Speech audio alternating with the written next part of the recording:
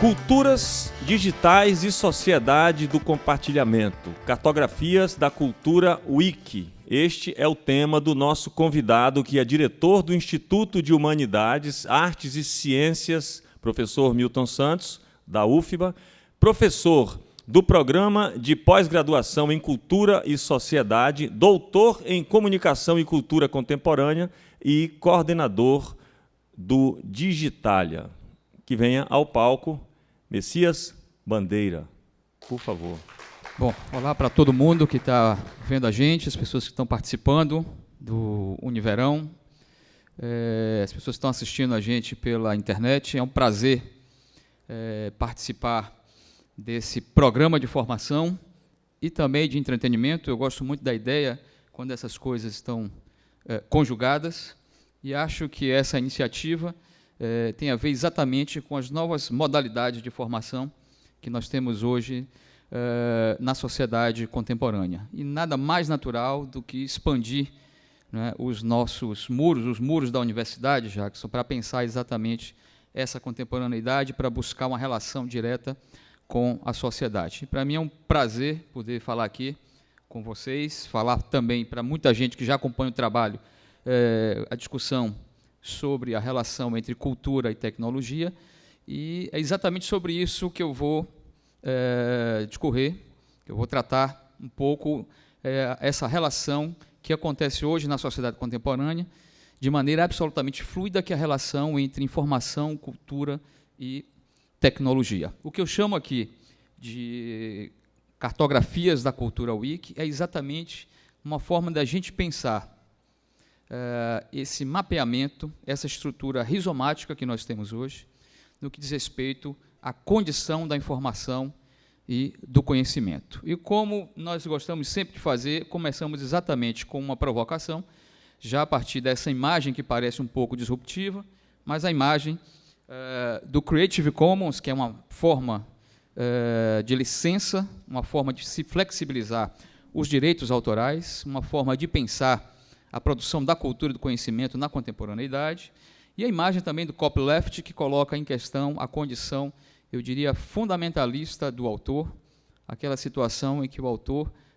ocupava um protagonismo quase mítico, romântico, onde a sua posição era absolutamente de proprietário da informação, da cultura, de uma obra de arte, de um livro, de uma música, enfim. Essas questões hoje estão exatamente sofrendo um grande processo de transformação, e nós passamos de uma sociedade onde a propriedade da informação era exclusiva de grandes corporações, de grandes companhias, e agora ela está exatamente sobre uma espécie de fragmentação, uma estrutura, como falei, absolutamente rizomática, onde nós temos hoje uma grande capilaridade dos modelos de informação, de distribuição, de acesso, né, e de compartilhamento. Por isso que, entre outras coisas que podem designar a nossa sociedade, nós podemos falar também que a nossa sociedade é a sociedade do compartilhamento. É muito provável que todos que estão nos vendo agora, pela internet, aqui que estão participando da Univerão, muito provável que nenhuma dessas pessoas, né, não tenha acessado a internet hoje. Tenho absoluta certeza que todos acessaram de alguma forma, ou por meio dos smartphones, ou pelo próprio computador de mesa, né? Ou seja, como já disse o Fadi Sherhadeh, que foi presidente da ICANN, que é a associação internacional responsável pelos domínios de endereços de internet, ele falou algo absolutamente impactante na abertura do Internet Governance Forum, que ocorreu no Brasil em 2015. Ele disse: o ciberespaço acabou, não existe mais o ciberespaço, porque tudo que nos circunda agora faz parte do ciberespaço. Tudo está conectado e essa informação está absolutamente disponível, e nós fazemos parte, de maneira orgânica, desse conjunto das informações. O que eu queria discutir um pouco hoje também era exatamente sobre essa condição da informação, que parece ter se tornado protagonista na sociedade contemporânea. Eu faço referência exatamente a 4 momentos, de maneira muito resumida, há 4 momentos da sociedade em que a questão da informação e da tecnologia, né, estiveram imiscuídas, estiveram integradas, articuladas. A frase do Thomas Hobbes me parece absolutamente curiosa, quando ele dizia que, por raciocínio, eu entendo computação, como se raciocinar fosse, de fato, um processo mental subordinado a uma lógica matemática. Isso no século XVII, né? No século XVI, quando ele nos coloca essa questão. Com uma grande diferença de séculos, o grupo alemão Kraftwerk vai falar o seguinte: eu programo o meu computador pessoal e esse computador pessoal me projeta, me joga para o futuro. É claro que ele faz referência exatamente a essa condição nossa da relação homem-máquina, da relação do indivíduo com a tecnologia.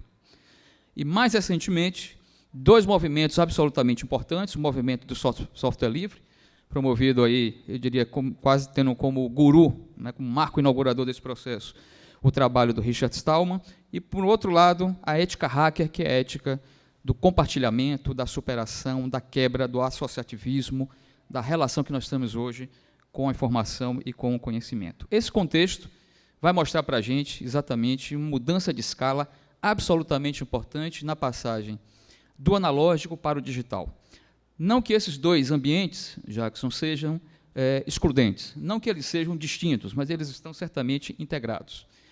Mas o que nos falava a Hannah Arendt na década de 50 me parece absolutamente curioso, quando ela dizia que, na medida em que as realidades atuais nos trouxeram um presente global sem um passado comum, elas ameaçam tornar irrelevantes todas as tradições e todas as histórias particulares do passado. É essa operação do local com o global, essa conjugação do indivíduo do coletivo, do que é público e do que é privado, que tem colocado muitas inflexões hoje na sociedade contemporânea. Por isso que nós falamos hoje, numa grande dificuldade de se pensar o contexto sociotecnológico na perspectiva do indivíduo, como se fosse possível separar o digital do conhecimento, da cultura, ou da política. E isso não é mais possível. Hoje esses ambientes, esses âmbitos estão absolutamente integrados, e é por isso que nós criamos uma dependência dos processos tecnológicos, quaisquer que sejam esses processos, especialmente se falarmos aí na internet, nos dispositivos digitais, nos dispositivos móveis. E, quando pensamos isso, também podemos projetar essa questão para o campo da cultura. É possível separar o digital da cultura, uma vez que, ou no momento da criação, no momento do acesso, da distribuição, da fruição, do consumo de bens culturais, em algum momento, o digital vai tangenciar uma dessas etapas. Isso não significa um determinismo tecnológico, mas significa que todas as etapas, em algum momento das etapas de produção cultural, nós teremos, de fato, eu diria, a dimensão digital tangenciando essa criação, essa distribuição ou a fruição desses bens. E o que nós chamamos hoje de redes digitais pode ser entendido também como esse ecossistema para hackear conhecimentos, para hackear a cultura. Esse ecossistema amplo em escala rizomática, em escala mundial, estabelece exatamente uma nova dimensão para pensarmos a cultura e o próprio conhecimento. Por isso que o hacking tem a ver muito mais com a ideia de quebra, de apropriação social da tecnologia, de ressignificação, de recombinação, como falava o nosso querido Tom Zé, quando pensava exatamente as articulações da música popular com a cultura, das combinações que são possíveis, da cultura remix. Remix no sentido de ressignificar os processos culturais.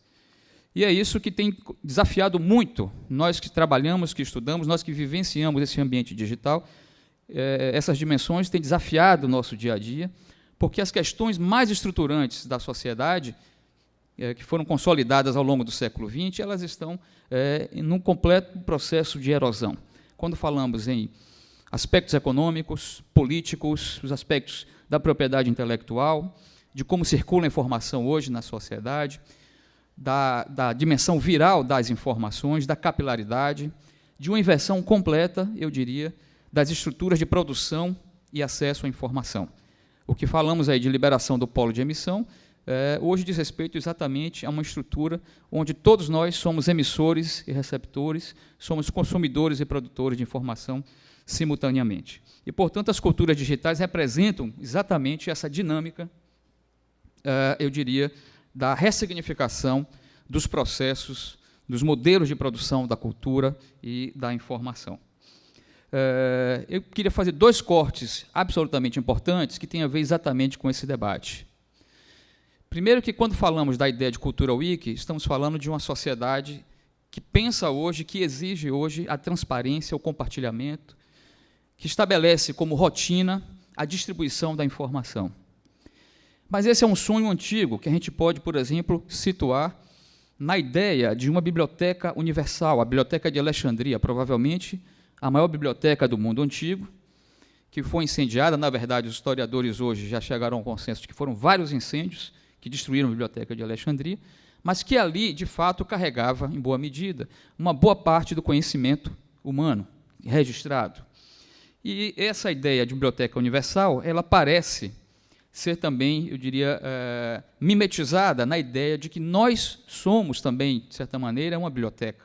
E essa imagem do Arcimboldo, do século XVI, me parece absolutamente emblemática, porque ele sugere a construção ali do indivíduo a partir de livros, quer dizer, a imagem que ele produziu no século XVI, mimetizando essa ideia exatamente do indivíduo com conhecimento. E, na contemporaneidade, nós vamos ver que há uma superação da própria ideia de centralização do conhecimento. Conhecimento que era estocado, um conhecimento que era, em geral, enciclopédico, definido por verbetes, por temas. O iluminismo carregou muito essa ideia de que seria possível confinar todo o conhecimento a um conjunto de livros, a uma biblioteca, enfim. E o que nós, obviamente, identificamos e chegamos à conclusão é que esse é um cenário que foi, sim, superado pelas diversas formas de conhecimento. O conhecimento não está, obviamente, apenas nas bibliotecas, não está nas universidades, nas escolas, nos centros de pesquisa, ele está distribuído e disponível, obviamente com algumas restrições, que eu comento daqui a pouco, mas o conhecimento hoje está disponível, de certa maneira, para uma escala global de acesso.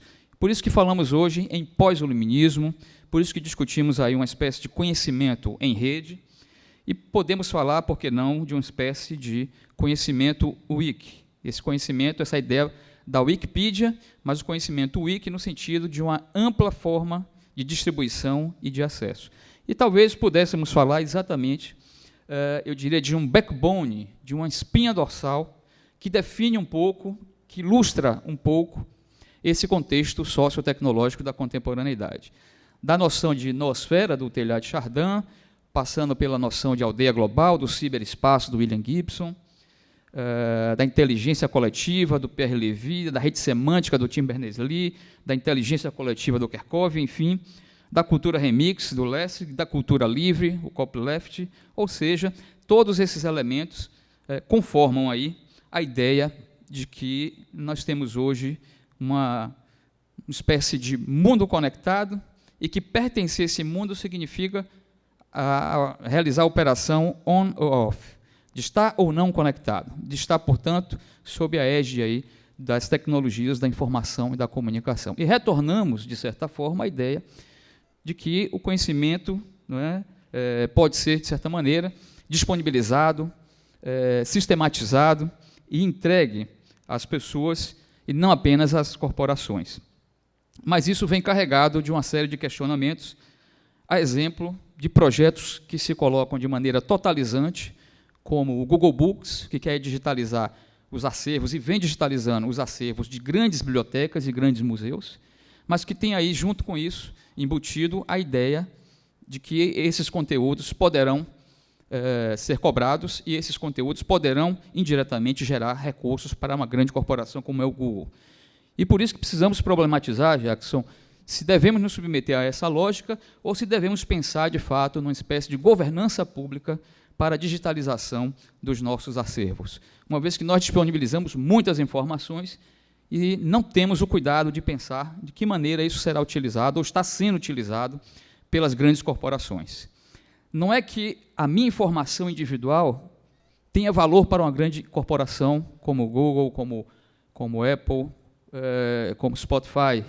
O que importa é o somatório dos nossos dados, da nossa informação, porque isso gera sentido administrativo, isso gera sentido financeiro e econômico para determinadas corporações. E aí é que nós temos como um grande questionamento a possibilidade de criar uma injunção entre o que é público e o que é privado. Por isso que o Brasil desenvolveu nos últimos anos, para você que está assistindo a gente agora, algo absolutamente fundamental à defesa da nossa privacidade. Foi o Marco Civil da Internet no Brasil, que foi um documento fundamental, de natureza declaratória, que estabelece 3 grandes eixos: o princípio da neutralidade da rede, o princípio da liberdade da informação e o princípio da privacidade dos indivíduos. Privacidade para os indivíduos, transparência para os governos. E quando isso não acontece, nós estaremos submetidos à ideia, à lógica da cultura do vazamento. E é isso que tem ocorrido em muitos países, porque na medida em que os governos omitem, interditam a informação, mais irão prosperar os sistemas que vazam essas informações que têm interesse público, de natureza pública. Aqui eu trago um mapa para a gente discutir depois, que é um mapa, como esse mapa seria montado a partir das contribuições na Wikipedia de todos os países. Vocês vão ver que em algumas áreas ali nós temos os espaços, os países que mais se dedicam à edição desses textos, que mais contribuem, não é, com a edição de documentos na Wikipedia. São inúmeros exemplos que nós poderíamos dar, que poderiam ilustrar exatamente esse contexto. E como uma reflexão final, eu queria exatamente colocar em debate essas novas possibilidades de se pensar a geopolítica internacional. Ou seja, quando falamos de uma nova governança para a internet, estamos pensando na ideia de que não é possível que a internet tenha um controle único, um controle que seja de apenas uma organização. É por isso que falamos tanto aí nos últimos anos na internacionalização da ICANN, repito, que é a organização responsável pela gestão de endereços, domínios da internet. É preciso ter uma gestão global. E como eu falei que o nosso Marco Civil foi um documento muito importante para o país, embora não seja perfeito, esse documento vem servindo de modelo para uma discussão sobre a criação de um Marco Civil global para a internet. Esse debate é tão importante que nos Estados Unidos agora o princípio da neutralidade da rede, né, foi completamente desmontado, e isso significa que o tráfego de dados, o tráfego de informações poderá ter seu uso, eu diria, diferenciado em termos de custos para o usuário final. São questões absolutamente estruturantes, e pensar a internet hoje é pensar a sociedade em todas as suas dimensões, as dimensões culturais, políticas, sociais, econômicas, e isso é fundamental hoje, porque para ali e ali trafegam muitos aspectos da nossa vida todos os dias. É isso, eu estou à disposição, portanto, para a gente discutir um pouco mais sobre esse contexto da sociedade do compartilhamento, dessas culturas wiki com as quais nós lidamos todos os dias. Olá, tudo bem? Parabéns pela apresentação. Eu estou trazendo uma pergunta aqui do professor Nelson Preto. Ele não pôde estar aqui, mas ele nos enviou uma pergunta aqui para que a gente pudesse fazer. Sabia que Nelson Preto ia me deixar num aperto aqui, mas tudo bem. Como o senhor vê os acordos de Secretaria de Educação e Universidade com a Google? Ontem, Veridiana Alimonte falou que os dados que esses dados estão dessa maneira, né, cerceados para a Google. Como você vê isso? Quando eu mencionava o projeto do Google de digitalização de acervos, eu colocava em perspectiva exatamente essa questão, que é de que maneira hoje nós vamos lidar com os conteúdos que são gerados em termos governamentais, em termos públicos. Pense, por exemplo, do conjunto de informações que os governos detêm sobre nós, indivíduos, sobre nós, cidadãos, informações de natureza pessoal, de cadastros, de interesses, de condutas. Imagine isso ampliado para o nosso conjunto de comportamentos de consumo, de frequência a determinados locais, de utilização de viagem, de circulação, viagem, de utilização de roupas, enfim. Essa sistematização ela está cada vez mais representando exatamente uma massa de dados que, no final, serve como, eu diria, ganha sentido financeiro para essas companhias.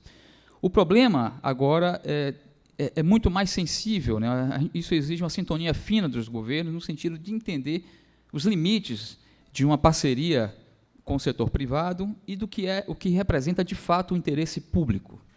A ideia, por exemplo, do Facebook de dar acesso à internet em várias cidades brasileiras, numa parceria com o governo há alguns anos, era extremamente sedutora, mas isso representava uma customização de interface que iria induzir o usuário à ideia de que a internet é o Facebook.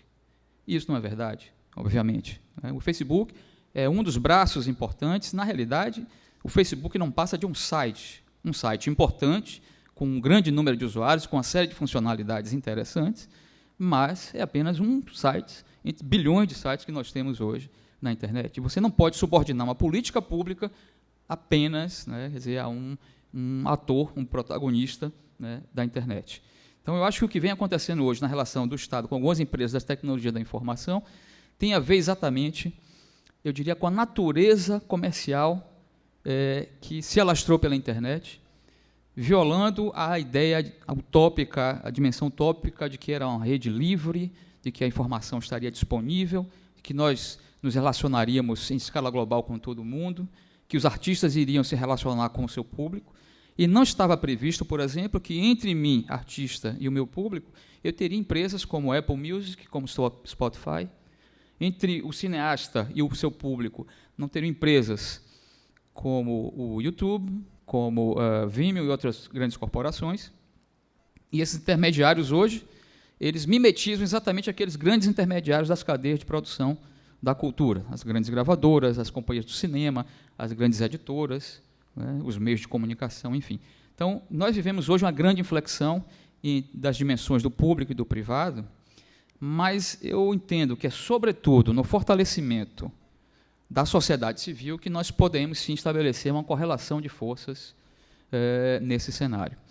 E é importante destacar que aqui no Brasil nós tínhamos, espero que isso permaneça, isso está em uma grande discussão agora, nós tínhamos uma estrutura de gestão, de governança da internet muito interessante, que foi exemplar para o mundo inteiro, que era uma governança multissetorial, onde o Estado, o setor produtivo e a sociedade civil estabeleciam aí uma correlação de forças no sentido de garantir os princípios, repito, da liberdade de expressão, da neutralidade da rede, da privacidade dos indivíduos, do acompanhamento, eu diria, da organização da estrutura da internet, da oferta da banda larga pelos governos.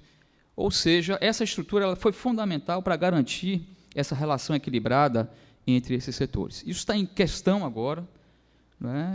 Infelizmente, o governo federal está tensionando para que esse modelo seja alterado, desequilibrando essa relação entre sociedade civil, Estado e setor produtivo, mundo empresarial. Nós temos uma grande preocupação, que é exatamente forçar a situação no sentido de criar uma resistência para que a sociedade civil possa garantir os seus direitos, porque a internet, o acesso à internet, hoje deve ser entendido como um direito fundamental das pessoas. O acesso à informação é absolutamente fundamental. O Brasil aprovou há alguns anos uma lei de acesso à informação também muito importante. Alguns países na Europa vêm aprovando leis semelhantes. Existe hoje um ranking dos países que mais têm aberto os seus dados, dos países que mais têm contribuído com esse cenário. Eu espero que essas grandes corporações entendam exatamente o papel da sociedade civil, mas que esse trabalho, na realidade, se deve muito mais ao Estado, no sentido de regular essas relações. Não se trata de censura, se trata de garantir, repito, as liberdades individuais, de garantir, portanto, uma relação mais equânime entre sociedade, governos e empresas.